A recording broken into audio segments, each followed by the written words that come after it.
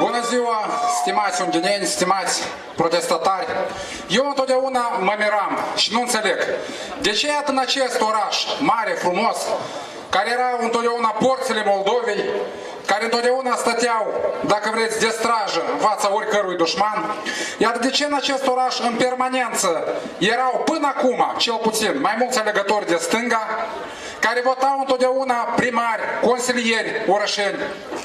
Deci votau primari care iubesc Moldova, iar astăzi, în fruntea acestui raion și în fruntea Moldovei, tot acest raion a votat oameni care urăsc Moldova. Cum de se primește că tot Ungheniu și toată Moldova îl urăște pe Plahotniuc și până la urmă îi dă întreaga putere în țară, același Plahotniuc? Cum de se primește că toate sondajele, că e SBS AXA, că e nu știu care, arată că miliardul a furat Plahotniuc și Filat, iar în pușcării stă, nu știu de ce, numai Filat, da? Cum de se primește așa că toată țara știe, 7 ani o țară geme? Noi știm că Alianța de Integrare Europeană face vânători de oameni unde îl vânează pe Sorin Paciu și îl omoară. Fură 1 miliard din bănci, spală alte 18 miliarde de dolari. Taie pensiile, taie salariile, ridică cu 40% tarifele. Și toate aceste crime le face de 7 ani această Alianță pentru Integrare Europeană. Și până la urmă, lumea iarăși vine și votează această Alianță pentru Integrare Europeană.